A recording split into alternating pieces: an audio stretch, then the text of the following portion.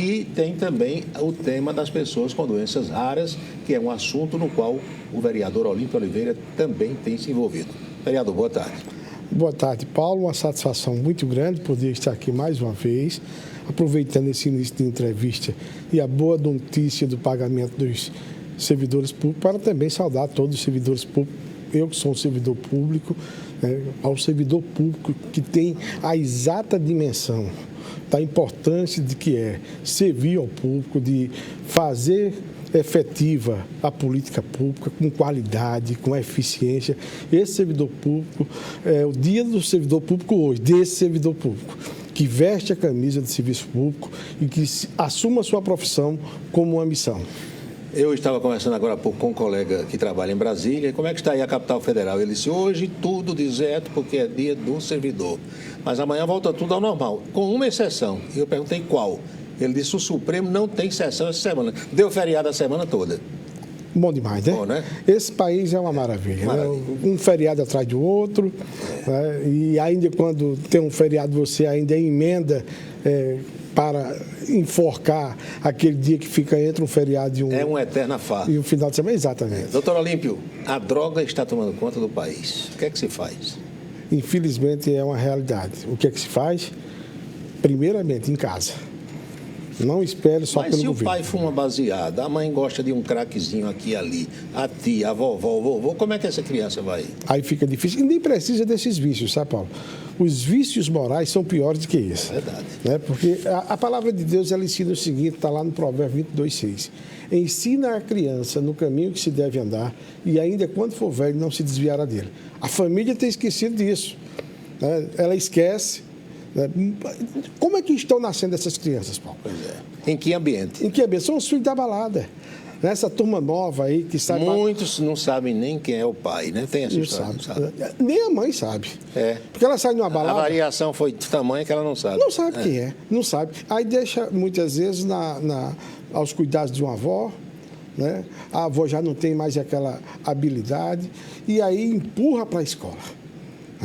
Um dia desse eu estava escutando um programa de rádio, uma dessas greves de professores, e uma senhora ligou e disse, olha, nossa amiga Evilásio, do tempo de Evilásio, Evilásio, faz um apelo aí para acabar com essa greve. Evilásio, mas por quê, minha senhora? É que eu não aguento mais os meninos em casa. Professor que aguente lá. Que aguente. Né? Então, a escola é um lugar de formação, de conhecimento. Né? Você vai para a escola aprender matemática, geografia, português, química. Mas educação em casa. Vem do berço. Né? Personalidade, caráter, ensinar as virtudes. Né? E aí você ensina com o seu testemunho. Doutor Olímpio, o senhor é delegado de polícia e eu sou repórter, praticamente nós somos da mesma geração. Isso. Eu não conheço nada mais fedorento do que maconha. Maconha, se eu passar com 2 quilômetros de distância e tiver alguém fumando, eu já percebo o cheiro. E a maconha desdobrada, como a gente diz, ali vem cocô de cavalo, vem capim seco, vem todo tipo de substância. Que graça o povo acha naquilo, me diga. Pois é, e outra coisa, Paulo, desde criança, eu aproveito porque eu tenho certeza que nós temos jovens nos assistindo. Olha, desde criança eu aprendi uma coisa.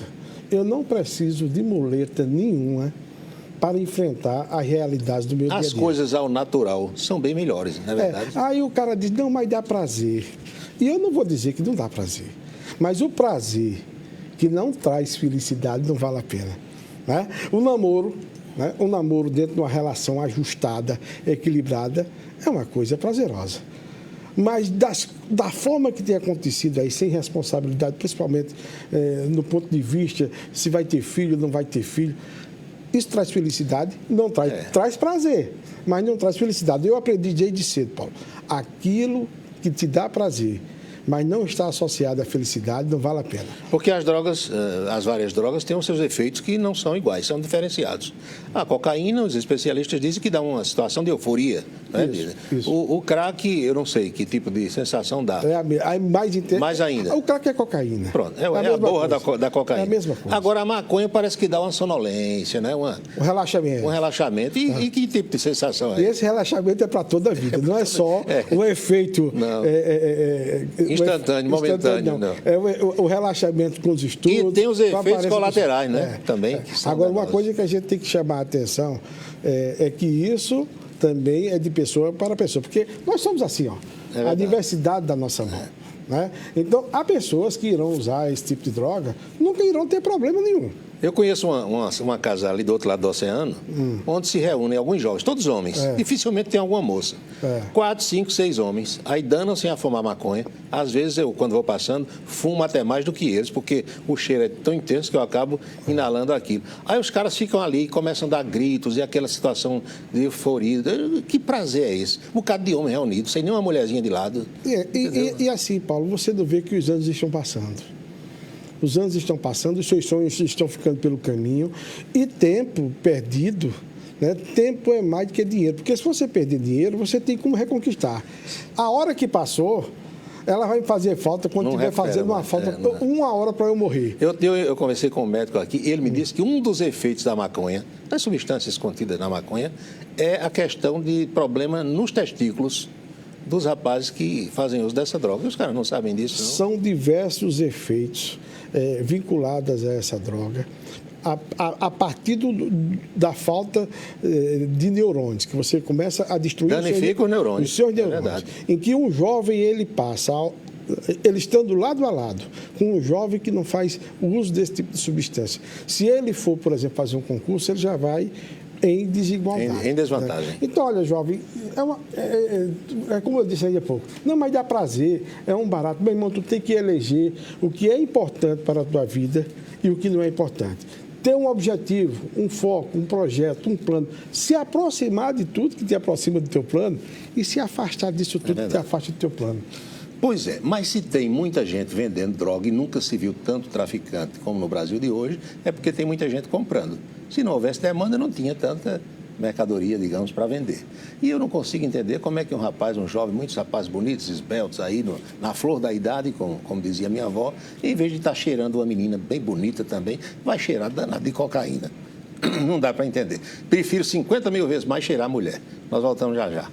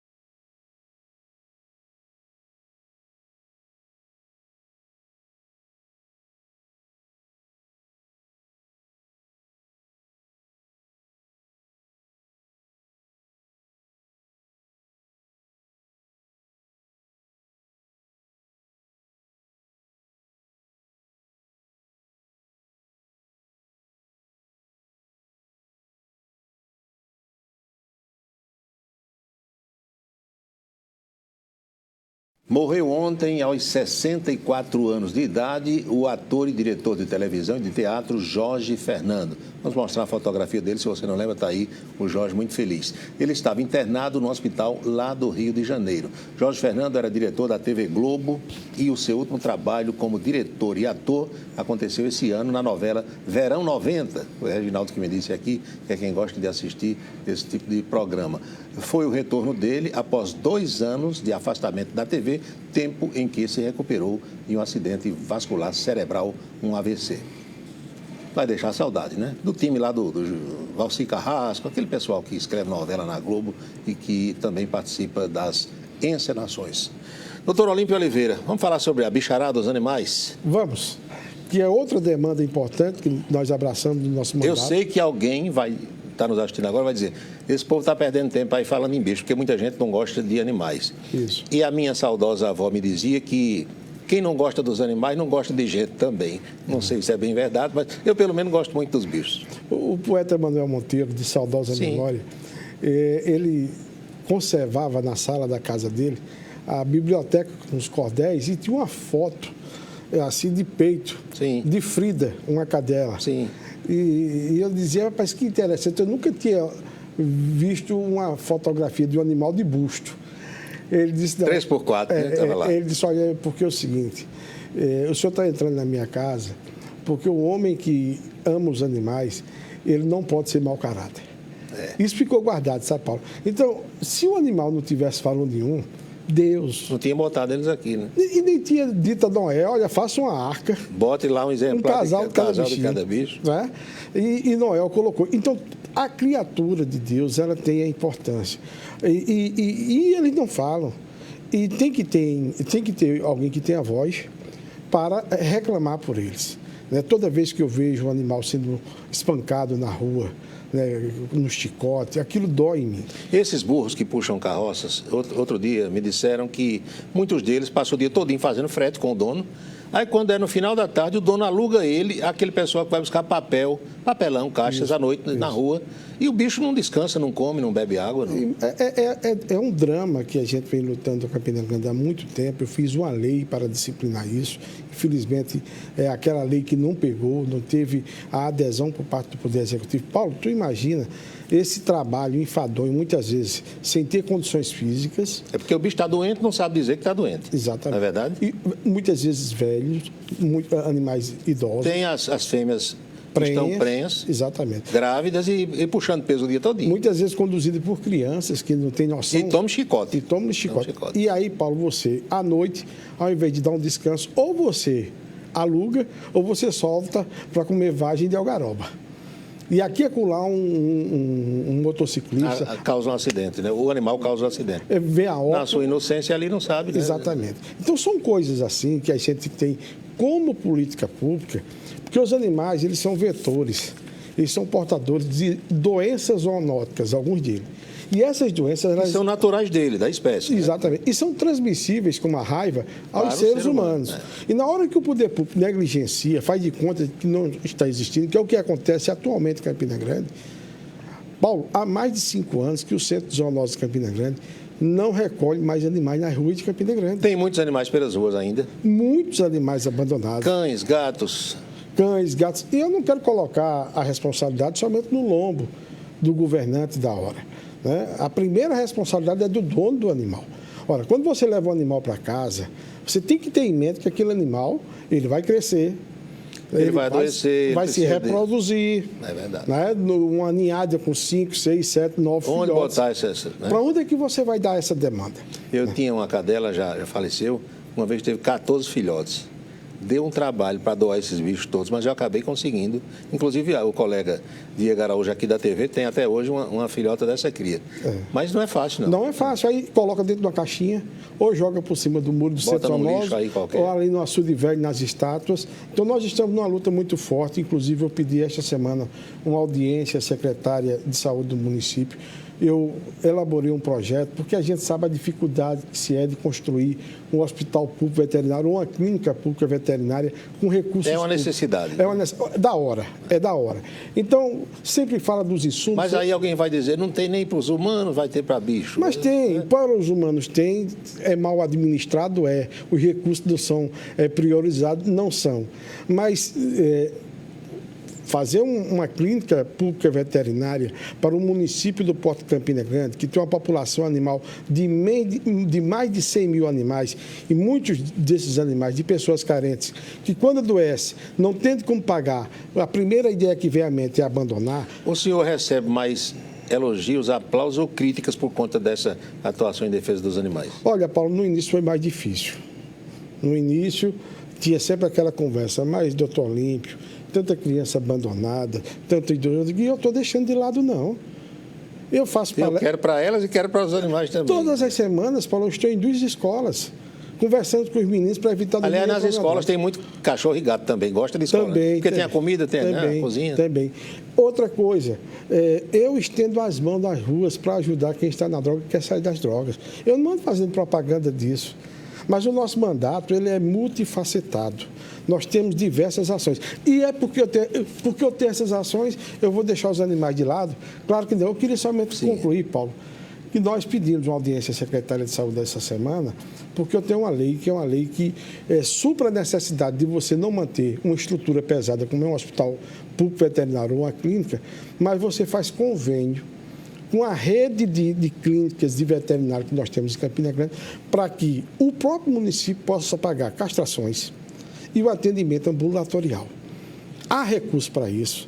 Há diversas outras cidades no Brasil fazendo isso. E por que Campina Grande não pode fazer? Já existe a lei, que é de minha autoria, autorizando o Poder Executivo a fazer o orçamento, né, a previsão orçamentária dessa despesa, que eu tenho absoluta convicção. Nós teremos uma nova ordem na política de proteção animal em Campina Grande. Lhe incomoda o fato de outros vereadores também levantarem essa bandeira, não? Eu queria que os 23 estivessem engajados. Eu não tenho faixa de mercado, Paulo. Eu fui uma pessoa criada... Não é egoísta nesse sentido? De jeito nenhum. A coisa mais linda que nós temos em Campina Grande, sabe o que é, Paulo? A Maciel Pinheiro. O cara vendendo confecção ao lado do outro. E quem tem mais competência, quem trata melhor... Todo mundo é amigo, né? E quem tem mais competência, quem trata melhor, quem tem o menor preço, ganha a concorrência. Só para a gente fechar esse bloco, que aqui é uma corrida contra o relógio. Isso. Essa ideia de cães no Parque da Criança lhe agrada ou não? Essa ideia precisava ser melhor trabalhada. Nós tivemos, graças a Deus, no início dessa caminhada, lá em 2005, toda a lei que Olímpio Oliveira produz a respeito desse tema, eu converso antes, sabe com o quê? Com um colegiado. Nós temos na Câmara, na terça-feira, hoje à noite, foi antecipada a reunião, hoje à noite, uma reunião com um Fórum Municipal de Proteção e Bem-Estar Animal. Eu tenho um projeto, levo para eles avaliarem.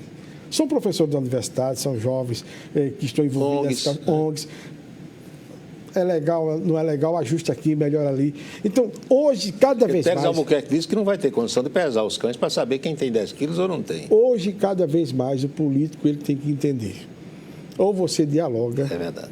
Né? Ou fica fora de foco. Então, a gente precisa dialogar. Certo? A lei é boa, é necessária, mas ela precisa ser dialogada.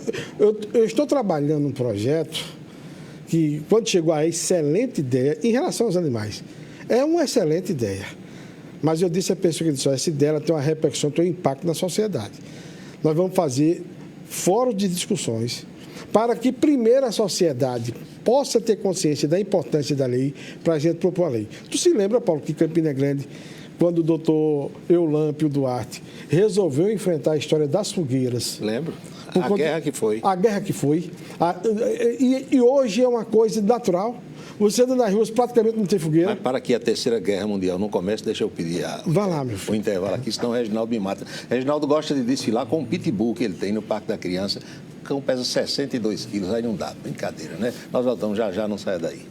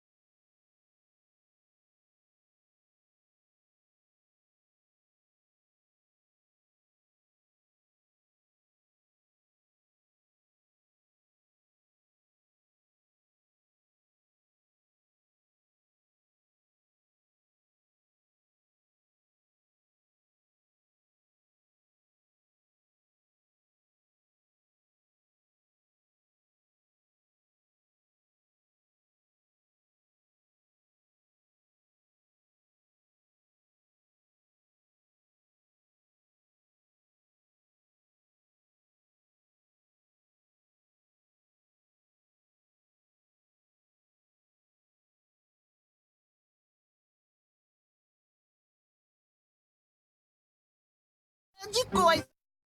Duas pessoas suspeitas de tentar fraudar as provas do concurso da Fundação Desenvolvimento da Criança e do Adolescente Alice de Almeida, a nossa conhecida Fundac. Essas provas aconteceram ontem aqui no estado. Segundo a PM, um agente penitenciário do Ceará estava tentando fazer a prova no lugar de outra pessoa que de fato estava inscrita. O homem que deveria estar fazendo o exame estava no lado de fora do local da prova e também foi detido. Os policiais chegaram, está fazendo o que aí? Não, estou aqui e tal. Começaram a perguntar, o sujeito estava inscrito e o outro fazendo a prova em seu lugar. R$10.000 era quanto ganharia o agente penitenciário lá do Ceará. Está preso, junto com o outro, portando pistola, com a carteira de agente penitenciário, infelizmente tentando burlar a situação. Complicou a vida desse rapaz, né, doutor? É verdade. Infelizmente. É verdade. E essa coisa agora de se envolver com pessoas que são portadoras ou parentes de quem tem doença rara, nunca vi surgir tanta doença rara como no Brasil atualmente, doutor Olímpio. É uma questão que mexe com muita gente. É verdade. Paulo, Inclusive, semana passada, faz uma semana hoje que eu entrevistei aqui Ana Karina, mãe do Bernardo, que é um garoto também portador de uma doença rara. Ô, Paulo, eu pedi somente um parênteses para fechar o raciocínio anterior, até mesmo porque eu tenho um respeito muito grande pelo doutor Eulâmpio Duarte, para que não surgira de que foi uma crítica, né? Na verdade, eu fiz o resgate da polêmica das fogueiras, que é muito parecida com algumas polêmicas que surgem, porque naquela época ele foi pouco compreendido.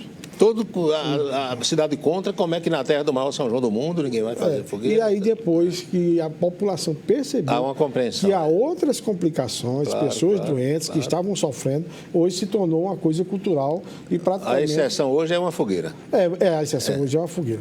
Mas, Paulo, eu quando comecei no parlamento, Arquimedes de Castro, ele militou muito tempo na Rádio Campina Grande FM e hoje ele está mais na área pública. Ele dizia o vereador das causas impossíveis. Porque, olha, drogas, você não tem financiamento do governo federal para você ter trabalho contra as drogas no município. Questão dos animais, a mesma dificuldade. A saúde do animal não está dentro do SUS. E a questão das doenças raras é uma demanda bem recente, que a gente tem abraçado, porque, Paulo, não é brincadeira o sofrimento a partir da falta de um diagnóstico preciso. Começa por aí, né? Você sem saber o que é que está acontecendo ali. No caso da mãe do Bernardo, que eu entrevistei, foram descobrir em Recife, porque aqui não tem especialista na situação. Infelizmente, os médicos, eles ainda não perceberam o valor social, humano, de que você tem que se dedicar, né, a esse tipo de patologia, estudar mais, né, se dedicar para ter respostas, pelo menos, que não adoeçam os familiares também. Porque não tem coisa pior do que você ter um filho, que você vê que tem alguma coisa anormal, e você levar para o médico, e o médico, às vezes, ter uma resposta agressiva. Esse seu trabalho consiste em reunir os parentes desse pessoal, é assim? Nós formamos uma frente parlamentar. Autistas, portadores de outros... Isso. Nós formamos uma frente parlamentar, tivemos a adesão de 17 vereadores. O que é essa frente parlamentar? Qual é o propósito principal? Abrir portas. Onde tem uma porta fechada... Vamos tentar abrir. Eu acho que esse é um papel importante, porque muitas vezes essas pessoas já estão cansadas, sabe, Paulo? Paulo, eu tive a segunda reunião, há relatos, tem uma menina, Laísa Guerreiro, aqui em Campina Grande, que é referência nacional, ela foi quem destravou o processo da liberação da medicação Esperança mesmo, que é uma medicação que é caríssima, né? Nós temos com ela mais 3 pacientes de Campina Grande, e que o governo federal liberou essa medicação. Para você ter uma ideia, cada criança dessa custa ao governo federal, por aplicação, R$3 milhões. Não é fácil. Não tem como você fazer isso se você não tem nenhum plano de saúde. Imagine comprar uma medicação de R$3 milhões. Pois bem, Laísa Guerreira é uma guerreira mesmo. Ela participa ativamente de todas as discussões, e ela dizia que agora em setembro ia saindo de casa com a mãe para um evento, chamou um Uber. E quando chegou uma mulher, que a gente espera ter um sentimento mais maternal, olhou para ela na cadeira e disse: e vai levar a cadeira também? Ela disse: me deu a vontade, doutor, de dizer que é um enfeite que eu gosto de andar, um acessório. Disse: claro, moça, é parte de mim essa cadeira. Ela disse: não, no meu carro não leva, não. Vai sujar o banco do meu carro. Tu sabe, Paulo, o que é isso? Isso machuca. Tu sabe o que é isso, Paulo? Né? Para um pai, para uma mãe que está ali de lado, para uma criança.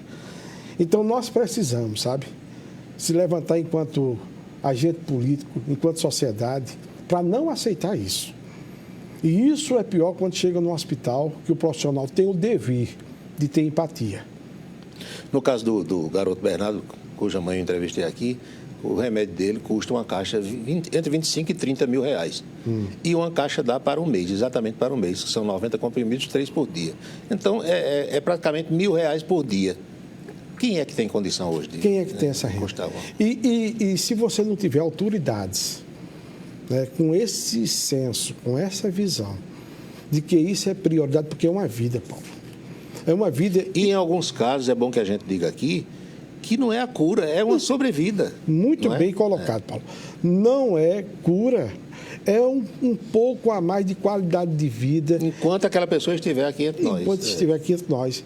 Quer dizer, é desumano, né, você tratar uma pessoa dessa sem ter o mínimo de empatia, sem você se envolver com um drama, não só dela, como da família. Então, eu estou muito feliz, Paulo. Nós fizemos a última reunião, tivemos uma boa participação, já deliberamos algumas ações, estamos pedindo também uma audiência secretária de saúde do município, porque olha só como é complexa a questão. Ela recebe a medicação de 3 milhões de reais, mas essa medicação ela só faz efeito se você fizer a terapêutica coerente com a medicação. Senão, não adianta. Se você, por exemplo, fizer 30 minutos de fisioterapia por dia, é perdido uma medicação de 3 milhões de reais. Só. Então, Olímpio, tem que ter o passo a passo. Eu fico muito feliz, Paulo. Parabéns pelo trabalho. E parabéns pela condução que você tem muito também obrigado. Nessa nossa conversa, que a gente pensa que está numa sala de uma casa, falando para tanta gente. Muito obrigado, Paulo. Obrigado. Eu fico imaginando aqui, eu estava dizendo ao doutor Olímpio que eu tenho um problema de cheiro, o olfato muito aguçado, o meu faro é muito aguçado. Às vezes eu sinto um cheiro que ninguém está sentindo e isso provoca cansaço, às vezes espirros e alergias e tal. Você imagina uma pessoa que tem uma doença e sabe que aquilo não tem cura, muito complicado. A Unifacisa, outra vez, deu um show no basquete. A partida foi ontem, venceu a equipe do Bauru, jogando na casa do adversário. Vem mais show por aí. O Ponto a Ponto se despede por hoje. A gente se encontra amanhã, logo após o meio-dia, na Itararé. Fale com a nossa produção, sugerindo temas para abordagem no programa. Disponibilizamos a programação em múltiplas plataformas digitais para você assistir onde estiver e como quiser. E as notas divulgadas aqui vão para o blog do Paulo Roberto, esse aí, camisa10.net.br. O Jornal da Cultura está chegando. Boa tarde, forte abraço e até amanhã.